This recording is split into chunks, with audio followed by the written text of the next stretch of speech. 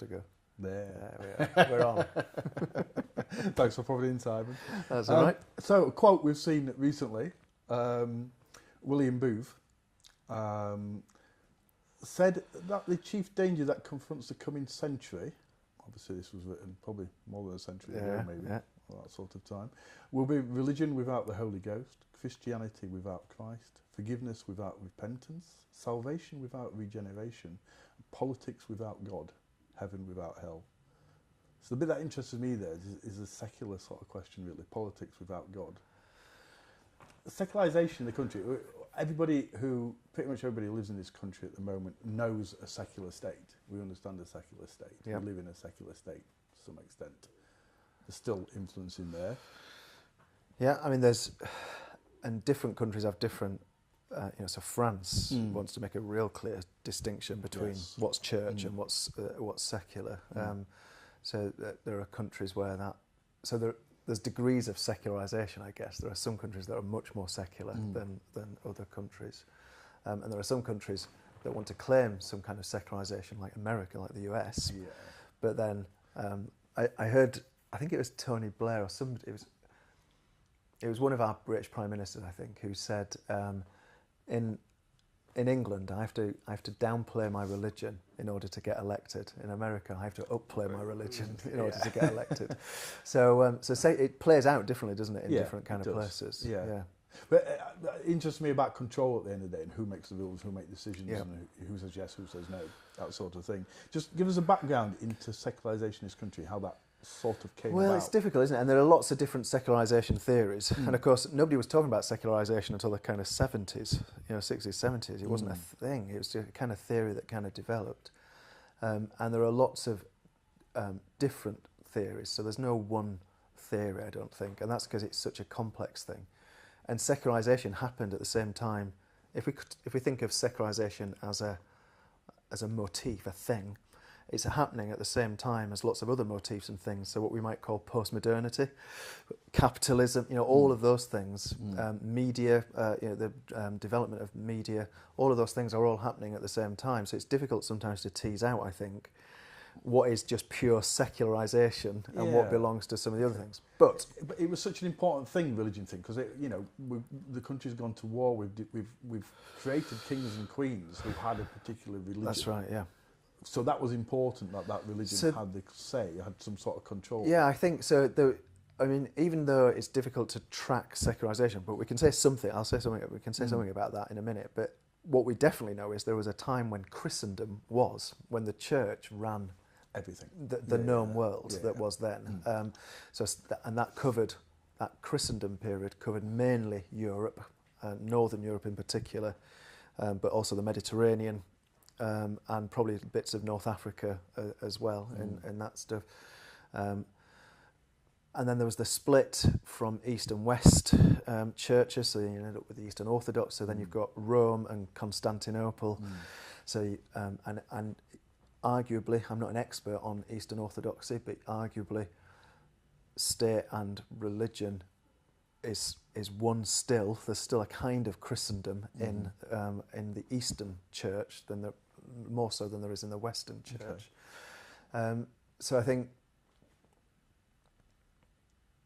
one of the so knowing that there was a time when the church ran everything, when there was Christendom, knowing now that there's not a time, something clearly happened in the gap there. But the Pope would pick. Could pick military leaders, could pick kings and queens. The Pope was responsible for, and the church was responsible for gathering taxes in, and all those sort of things. So the church looked after finance, it looked after governance, it looked after military, it looked after good things as well, education, health. So you could go to a monastery, and in that monastery there might be people learning, children learning. There might be people being made well. There might be hospitality, maybe the hotel industry began in the monasteries and and that kind of thing. But it would all be happening under one roof, in that sense. And then you'd have parish churches as well, and they'd be looking, cathedrals in particular, they would often have the markets and so industry and commerce would be happening in those places. So the church had this kind of governing, overarching kind of thing. Now, so part of the theories for secularization is that if you, instead of just calling all of that the church, if you start to tease those areas out, you might call them subspheres. This is sometimes called rational differentiation or rationalization. It's a kind of the sociologists associated with would be Durkheim and Weber. They'd be the two kind of sociologists that would be most associated with this kind of understanding of secularism. And there's a thing called post-secularism, maybe we can talk about that in a bit, but the general theory, and this is very broad stroke, and it's much more nuanced than that, if you start to tease out people getting better, and people learning, and then you say, right, well, why don't we create centres where we can be really good at people getting better, and we'll call them hospitals. So we create then it's not happening just in the monastery. Now we've got the monastery and the parish church or the cathedral, and we've also got here the another space that we're calling hospital where people get better, and you can see that in the early days of Call the Midwife, those sorts of programs, so the nuns that were looking after people, and then, but then what we want, we'll keep using. And then you can do the same with education. We'll call it school. We can do the way in which we organise our governance of each other, and we'll call that government or parliament or king or queen or whatever. We could do it with our understanding of how we protect ourselves, and we'll call that military, and we put that over there. So suddenly you see we've got all these, so all of these would have been organised by the church, but now they're all become much more independent. But then the question, once they become independent, if you've got a hospital, if you create a space for a hospital, you need somebody to manage that space. So then that will need its own set of rules, like who's going to be qualified to work here as a doctor or a nurse, because before it was just the monks or the priests that were doing it. Well, not all monks and priests might be the best people to to make people better. Some of them might have been better educators rather than health practitioners. So here they say, no, we want to concentrate on health practitioners and people who are good at making people better. So this is what Durkheim and Weber would call differentiate. We're differentiating now and rationalising on this group of people who are good at health practitioners, and this group of people here, they're really good at education and educational people.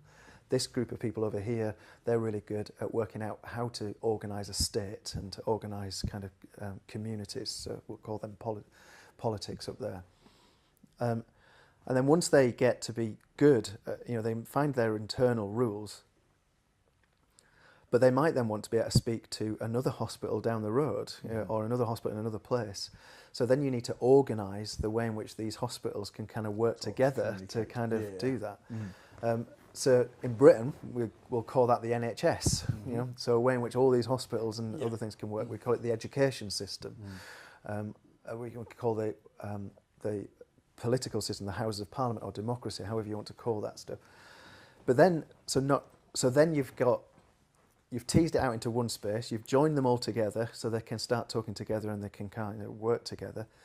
But then in order for the hospital to be really good at what it does, it needs to talk to this education sphere, let's say, saying, we need you to help us get the best health practitioners in our place. So they have a conversation with each other, but they also have to talk to the kind of government people, because they say, well, we need you to help us work out how we can best organise this so society can access this stuff. And the government people need to talk to the finance people because they need money to be able to do this. So then all of a sudden they're talking to each other, and the hospitals want the best medicines and practices, so they talk to the scientists, who are also talking to the universities and the education system. And suddenly they're all learning how to... Where was the church in this? Exactly. They're all learning how to talk to each other without the church. So there used to be a time when the church organised all of that. And now there's a time when the church doesn't need to do any of that. Happen naturally in a lot of ways.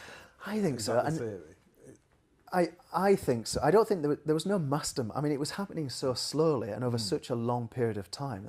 It can't be that there was some kind of king who said, or politician, or Donald Trump or whoever who said, let's mastermind a way of eradicating the church and pushing the church to the side. It just kind of happened as it moved through, I think. And if anything, it began with the church. You know, there is a good argument to say it began with the church. The church wanted to be the very best at making people better. Yeah. So it created a way in which it could do that the very best it could do. But in the process, it pulled it away from from the church. From the control. Yeah, from the control of the church. I guess what plays with the mind of people like me, who wants to call himself a theologian, if that's not too presumptuous, somebody who wants to think about God, is that then the will of God? Is that exactly how it should be? Or have we kind of distorted it somehow? You know, so the argument that it is the will of God could go down the line of part of the purpose of the church is to enable the world to be the very best it can be, and if people are getting better in hospitals more efficiently and you know and with more success, then maybe we're achieving that. The argument that the church is being kind of sidelined and this is distorting the will of God would be that the church is the space in which God is primarily, you know, is God's chief tool in the world, and therefore, if the world is going to be better in any way, then the church ought to be influencing that. Yeah. So there are two different ways, and it all depends kind of where people sit and understand, I think. Well, where Christians sit and understand. So the key for me is, or the key areas of thinking, and they're not the answers, they're just where you think. What is God's relationship to the world? And what is the relationship between the world and the church? Those are the kind of key areas that you'd have to explore to kind of tease those things out. Which can be two completely different things. Yeah, so you could, I mean, when we were doing... that sits with the church being the tool, the method of God. So that... Possibly not. That's right. So they could be... So this was a lot of talk in the mission world, so around in the church mission world, that came really out in the last century, and it was a conversation around what we call the Missio Dei, which is a Latin phrase which basically means the mission of God, and one of the so part of that understanding of the Missio Dei was that the church doesn't have a mission, but God has a mission. So the church, it's God who is engaging with the world, and the church has to find out what God's up to and kind of join in with it, rather than the church having a mission and God catching that up. You know, so so there was this idea of Missio Dei, but it raised two questions. It raised two ways of thinking about that. One is to think of God affecting the church, which affects the world, or God who affects the world, of which the church is also a part of. Yeah. One needs the church in the middle to kind of engage with the world, and the other has less need of the church in the middle for God to engage with the world. And one wants to make the church more prominent in the world, and one wants to make the church less prominent in the world. And you can see both arguments, really. And I don't think that either of them are right. They're just both different ways to kind of begin to approach that question. Which changes, the whole thing changes when you then look at different religions in the world, different churches in the world, different thoughts, etc. Potentially with the same God. Yeah. So if we think that, God, let's assume there is a God, and this God is this multifaceted, almost impossible to get a hold of God, because every time you kind of get a glimpse or a hold of God and you think, oh, I've got it, I know exactly what God is, then you suddenly find another part of God. Then if that's the case, then it's reasonable to think that God might have revealed God's self in different ways all around the world and to different people in different ways, which then would help us to understand why there's different religions and even different forms of Christianity, for instance. So if God's engaging in the world, then what all these other traditions bring is different ways in which God has revealed God's self in the world, in order that we can then help to begin to... And actually, the only way you for me, the only way then you can try and create what we might call the common good, a world that is good for as many people as possible, is to hear the stories, the narratives of all these different people that have experienced God very differently, including the people who I might not agree with, who might have a kind, I have to hear that. Yeah, I had a great phrase, and I think I've got this, and I might be paraphrasing a little bit the other day, which has been playing on my mind for a couple of days since I saw it, is that enemies are just friends whose stories you haven't heard yet. Yeah, that's good. Which is a great phrase, isn't it? Yeah. For that sort of worldview. Just putting this into a time frame, and this could bring it back to this country, and not a world issue. So going back to secularisation, sort of time frame for this, when this sort of, the church roughly stopped having the control, and individuals, parliaments, groups, whatever, started to have it. I guess it's difficult to say, isn't it? I mean, I guess so. And I'm no church historian, so coming up with exact dates would be difficult. But there was a time when so I guess the divine right of kings, when that shifted, was important.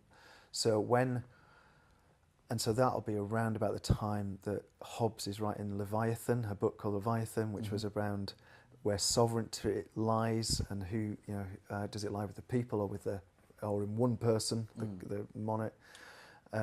That begins to kind of tease away. So, for instance, that's when we move away from God has appointed, this king, this queen, and they almost act as a deity, a kind of demigod, a half god, which is no different to how Pharaoh saw themselves in Egypt. And that was why, it's really. It mattered. I mean, anybody who's watched the Mary and Elizabeth film that's out at the moment, it really mattered about whether or not you could depose another monarch, because God had put that monarch there. So if a king goes to war with another king, there was a kind of respect, or a queen goes to war with another queen, there was a kind of respect, really, because that monarch was put there by God, and they were kind of God's vassal, ambassador in this world. But it depended which king was in place, which God, in a sense, religion did it, because it was the Catholic, Protestant. So in the Mary Elizabeth thing, with the doctrine of papal infallibility, if a Catholic monarch came to power, then the Pope ultimately had the say, because that's their faith. Exactly, that's right. Yeah. So the Church of England kind of, when the Pope says that's not happening, then wouldn't happen. Yep. And then so Henry VIII says, well, all right, I'll create another religion. I'll just create another way of doing it. And the Church of England, I mean, it was much more messy than that, but the Church of England kind of came into being out of that.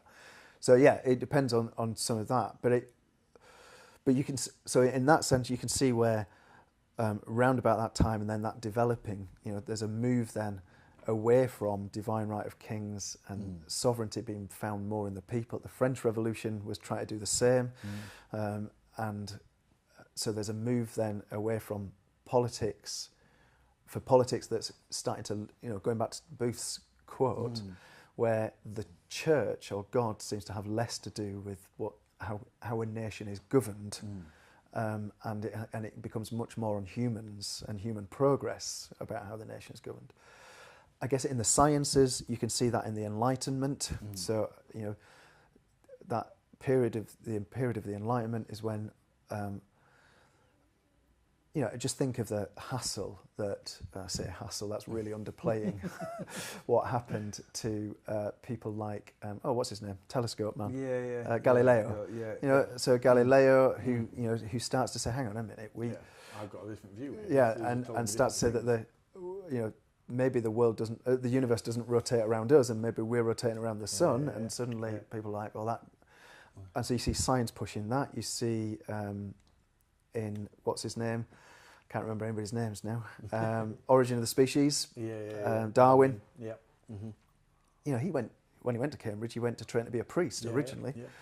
But you saw the kind of the threat he caused in the Houses and when he was talked about all the time in the Houses of Parliament.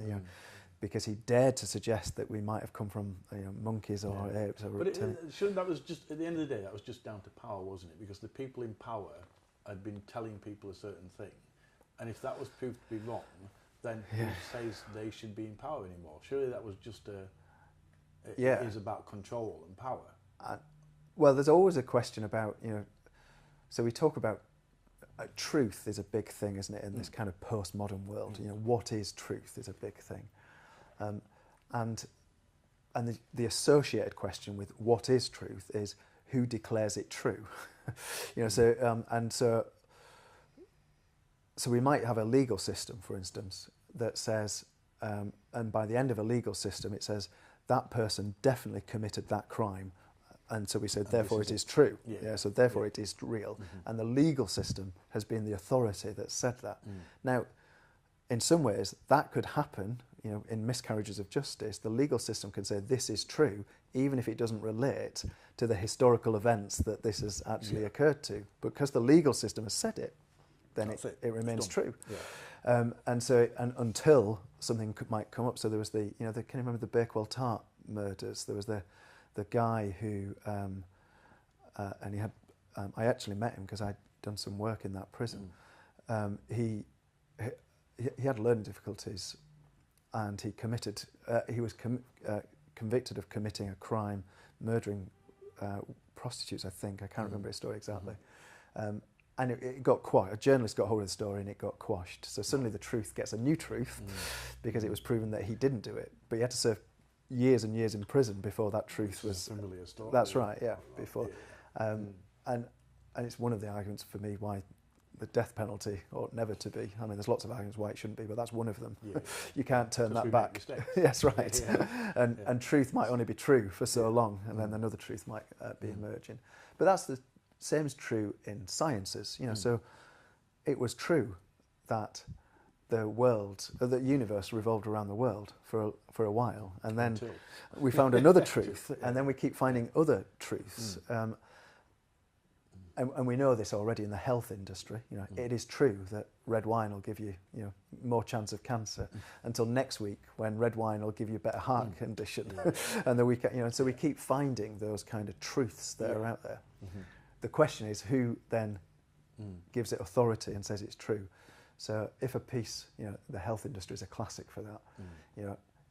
If some research suggests that eating more carbohydrates will be better for us, then find out who funded the research. Exactly. Sponsored by Greggs. That's right. Yeah. Find out who funded the research, and then we'll find out why they've decided that might be a good conclusion to reach. Yeah. And the same as with politics, isn't it? About when a pressure group says, if lots of people come into this country from another country will be poorer, find out where this pressure group's getting their money from. If a pressure group says if we get more people from another country here and we'll be better, find out where they're getting their money from and where that that research is being driven. So I think authority matters, and authority is blurred, I think, in what we might call now a more post-secular society. So in this post-secular society there seems to be some confusion about who does have the final say and authority. And what we've done, I think, is say that authority rests in individuals. So the postmodern take is, if it's right for me, it's right. And if it's right, so if you decide it's right, it's right. It does come down to laws at the end of the day, doesn't it? It comes down to a legal sort of thing at the end of the day, which laws are made by Parliament to some extent. So whoever's in Parliament. So we were talking earlier about an interesting thing of, the old thing of ruling classes, where it became, people accepted that people who had a better education and more money and were in better positions were okay to rule because they knew better. Yeah. And that sort of changed during.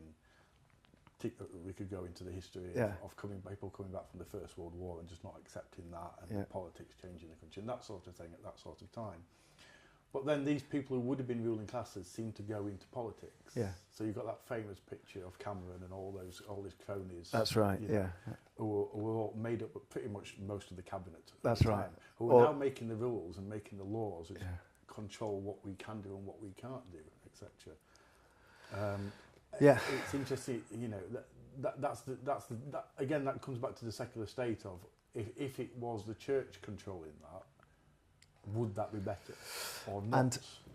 And the church is still part of that, So we said before. So House of Lords. There are so many seats that are given to the bishops on the House of Lords, and there are some. So we've got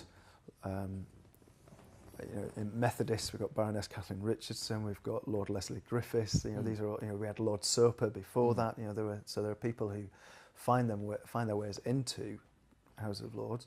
And of course, if we were having this conversation in Ireland, we'd be having a very different conversation, where politics and religion mix in a very different kind of way, and even to Scotland to a certain extent. Going back to that Mary and Elizabeth film, the role that John Knox, who was a Scottish Presbyterian, played in Scotland in undermining Mary's kind of role and power in Scotland was fascinating. So they still have that kind of, there's still a bit of that influence. And of course, the Church of England is an established church, so it is the Church of England, and with the Queen as its head. That's right. And Methodism is an act of Parliament in the Methodist Church. So my own denomination is an act of Parliament that kind of creates us, makes us being. So there is an uncomfortable kind of nestling in with the state already. Whether the question as to whether or not the state would be better run if the church was running it is exactly the same kind of conversations around caliphates and whether or not you can create nation states that are run on Sharia law. I think wasn't there a country? It was in the news yesterday. Brunei, is it? Yep. Where Sharia law's been has been instituted. People get amputated if they steal, stoned to death for being gay.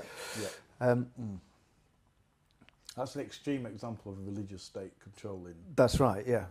And so that in some ways that's not too different. You'd probably only go back a few hundred years in this country. That's right. To have the same thing. So it's not too different to what Christendom looks like.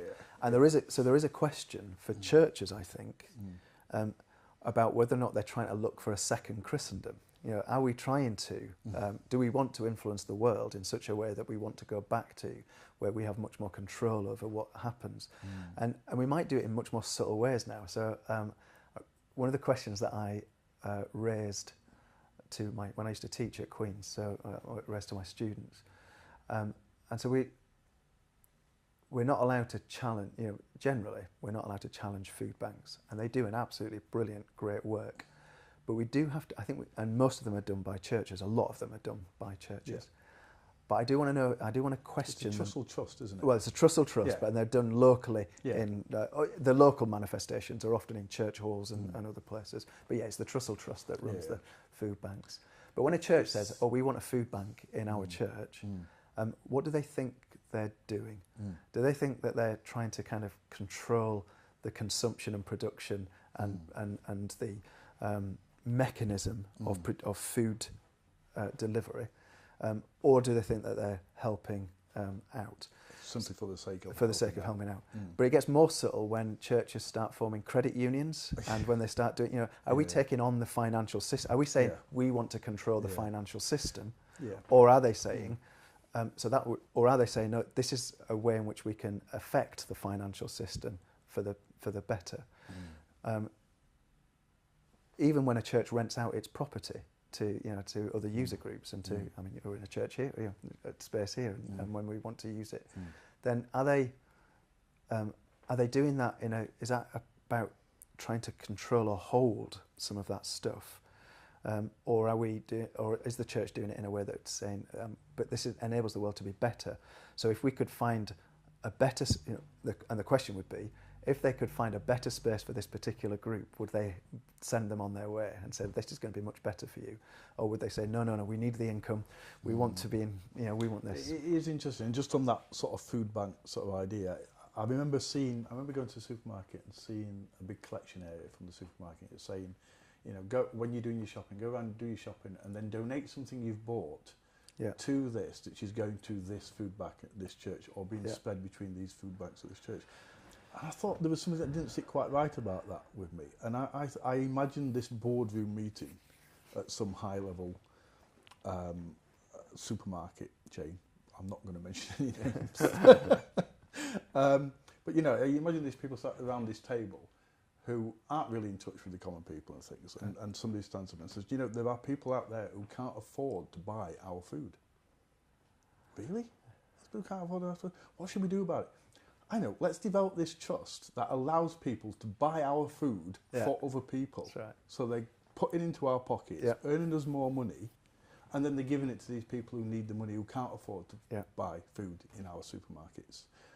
And I suddenly saw the trust for a while as this demonic sort of figure who was working with the supermarkets to increase their profits to try and feed people who couldn't afford the food. And that's where... And nobody's been able to argue that with me. No. Nobody's been able to say that isn't true. Well, and because it is, and there are other facets to that. So those same supermarkets that we want to praise for helping us do, so I remember stood outside a supermarket.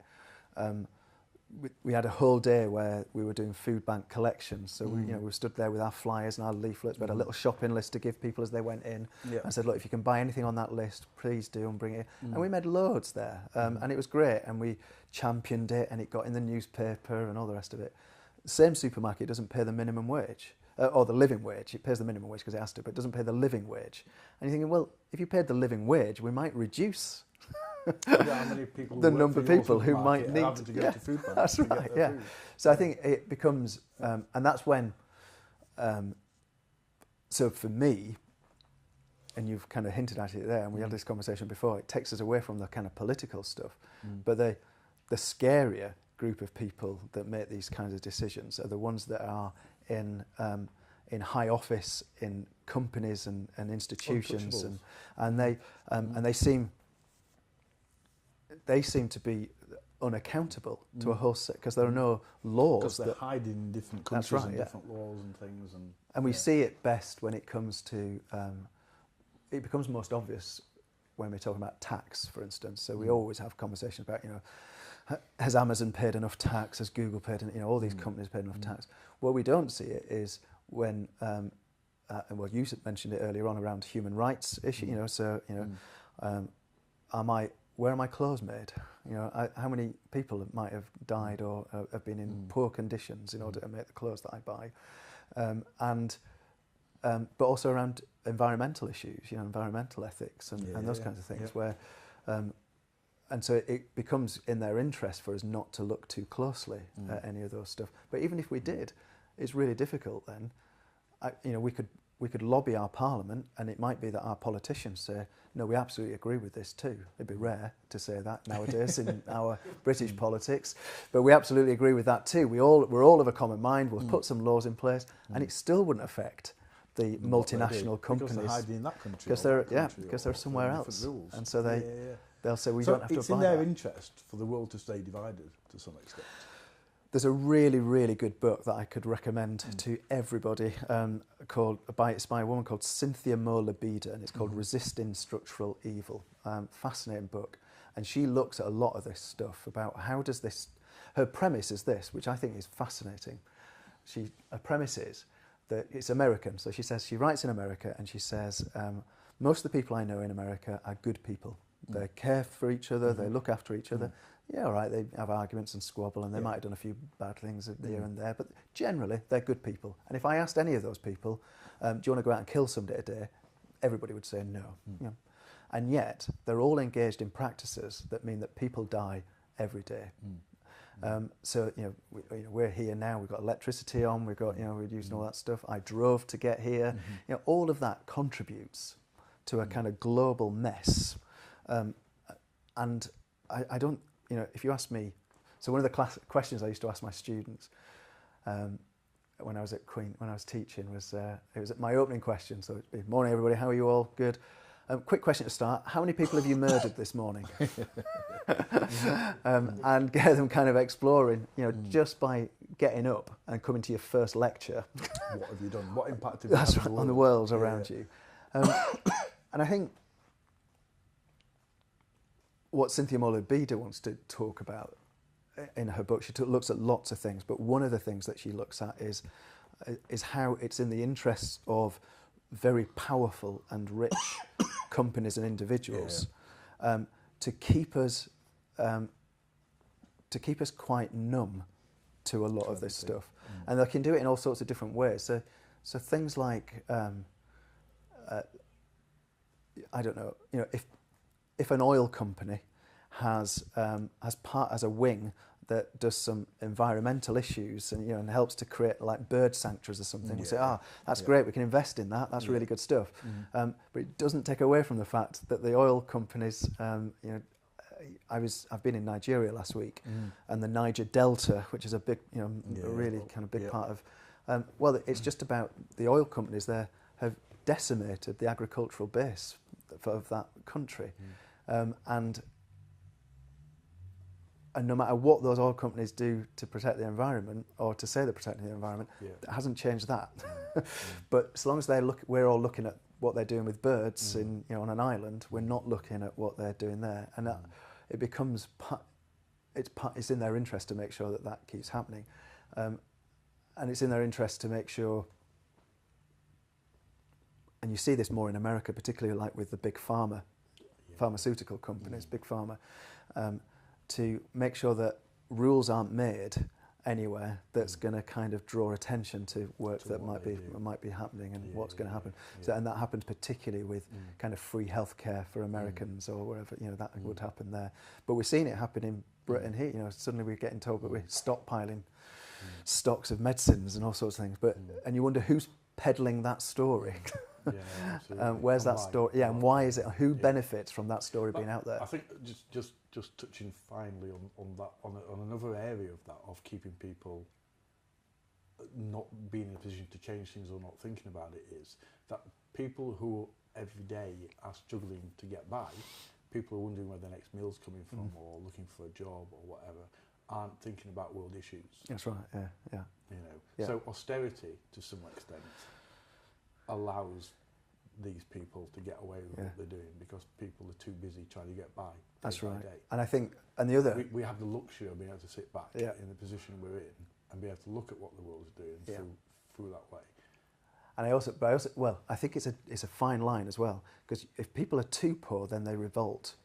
So what's really good is having people that they have to work hard enough just to kind of keep going, but not so uncomfortable that they're, you know, so like I say, I've been in Nigeria last week, so the abject poverty that I saw in that place. Indeed, and that's a different level of poverty. That's right, yeah. But, you can create a minimum wage that doesn't actually allow people to live very well, but it gives them enough to get by. And part of that is then, you know, and particularly in Britain, so we talk about that middle politics, you know, so if and that middle politics is trying to find that middle line in the kind of spectrum, but it also is reach the middle classes, because they're the ones that are going to be the most, they're going to vote the most and make most of the decisions. Absolutely, because they can be bothered. That's right.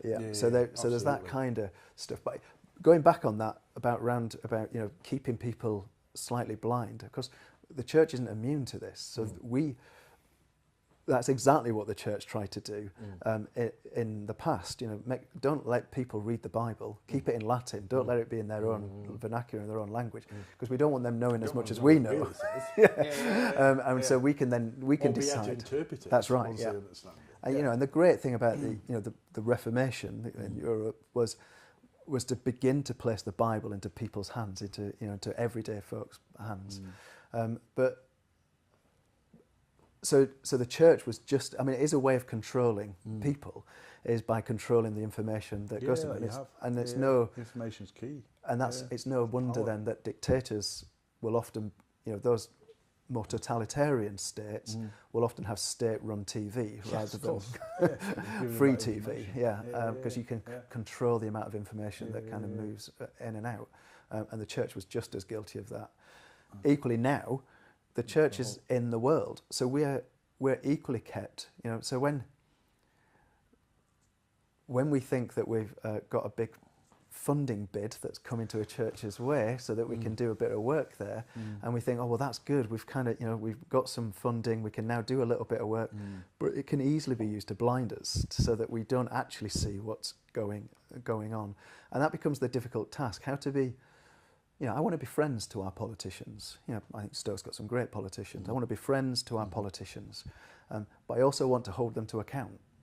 So I remember, you know, our politicians who want to do some really important work. One of our politicians, you know, is really passionate about food hunger for children in the holiday and those things. Well, of course I want to support. That's something I can get on board with, and I want the church to be supporting that. But equally, I want to be saying to them, I'm not overly happy when you vote to bomb a country. I don't think that's a good use of our money or the way in which we want to. So I want to be able to support and Absolutely.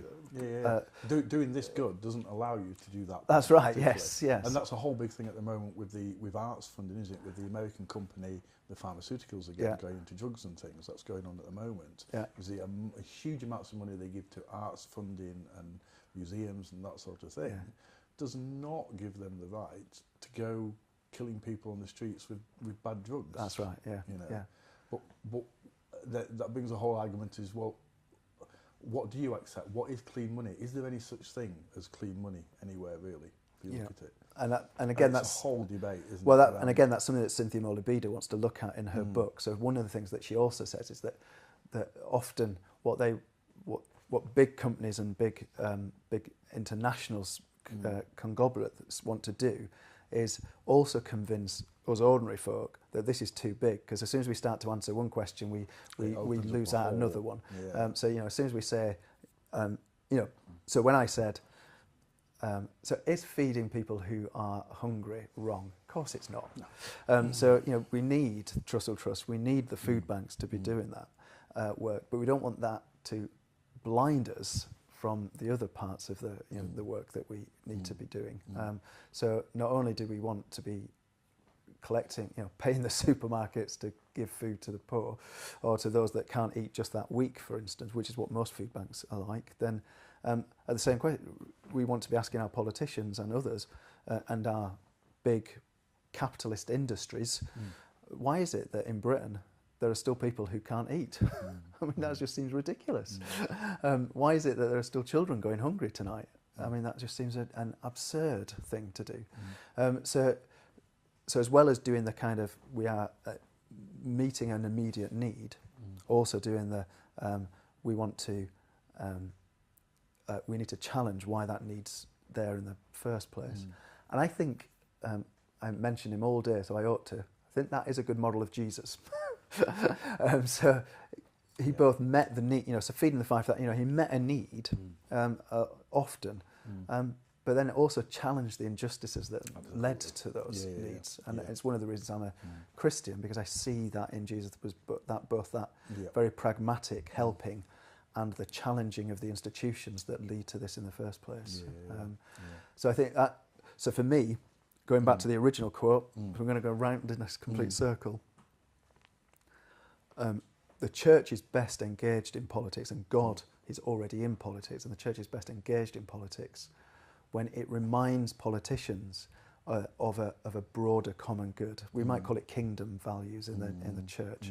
So and that means that some of our politicians will be Christians, Muslims, Sikhs, Hindus. We can have politicians of faith, but even those that are not of faith, we can speak to and say, can we help you see a bigger picture here? Can we, And I think one of the places that our denominator, so there's a thing called the JPIT, Joint Public Issues Team, and that has Methodist, Baptist, USC, a whole range of groups of people that are in there, and they were really good when when government started sanctioning benefits. They made a really, really good case that said, look, logically this might make a whole lot of sense, but these are real people's lives, and I think that's what the church can do. Forget who we're actually dealing with here. There's a really good book about this, but you can read. But the church can remind politics it has a soul, and should. Yeah, that's right. Yeah. So John Sobrino wrote a book called The Soul of Politics, and that reminding politics that there is a soul to politics, and if you lose that soul, then you just become a machine, and people stop mattering and counting. And I think that's probably what we can, that's best way we can engage with it. Personally, I'm not looking for a Christendom 2.0. No. It didn't end well for us first time. And it wasn't when the church was at its best during that time. So I'm not looking for that. But I think influencing. As an influencer and a reminder and a leveler. And sometimes just a mirror to the state to say, look, what's happening. Then that's, and so I don't believe that the church should be separated from politics. No. Definitely has to be engaged with it. but not controlling but necessarily. not controlling. Yeah. And I think that's where the church sometimes, I think for local churches, local congregations, that becomes the kind of, it's almost the temptation to say, because particularly for the church, because the church lacks some confidence in this day and age. So anything it can do that looks like it's good let's do that, let's do that. I'll say this quickly. There's a guy called John Vincent who wrote a book, and I need to shout out to Al Barrett, who sent this to me, who put me up to this, because he might listen to this later. But he, John Vincent wrote a book, The Go-Between God and a few other, Christ-like God, and he talks in there, talks about the temptations of Jesus. And so Jesus is tempted, if you remember, three things he's tempted to. One is to turn the stones into bread. Two is to worship Satan, and then all that would be given to him, all the world would be given to him. And then three is to jump off the temple, and the angels would save him. And there's three P's that I think Jesus was that were the real temptations for Jesus, and that the church is consistently tempted into, or we're almost seduced into. So the first one, turn this stone into bread, provide, so that we become the chief providers. The second, worship me and all this can be yours. Well, is around possession. So we can own people. And we still, the church has still used language like winning people for Christ, as if people as a possession we can own somehow, which is ridiculous. And then jump from here, and the angels will serve you, performing. So provide, possess, perform. And sometimes, you could look at a food bank that a church runs, and it could be seen as doing all three of those things. And I think we just need to be careful not to be seduced into that. And to know that what we're doing it for the very right reasons. And so often you might hear in churches saying, oh, we've got we've got a play group, so we should go and tell them all about God in this play group with these mums and toddlers. Rather than thinking, actually, we've got a play group because this area is in desperate need of space for young parents and children to come and chat and get fellowship, and that's good enough in its own, on its own right. Yeah, absolutely. We don't need to do anything else. Yeah, we don't need to control this. We don't need to kind of hold this as ours, and that's much more where I'm at. But I know that there are other Christians who think differently to that, and other ministers that would think differently to that. So can't always be the same. No, thank That's God. fascinating. Thank you, Simon. Thank you. Next time, I'd like to talk. We talked a bit before we went on air tonight about the rise in Methodism, how Methodism came about in that time frame, which goes back to that sort of thing as well. I'll do some reading. And that sort of thing. Might need to just really get a few Brooks out, but In the meantime, I've got a gig to go to. Yeah, so I've got the gym to go to. I'll see you next time, Simon. All right, thank you. Been good.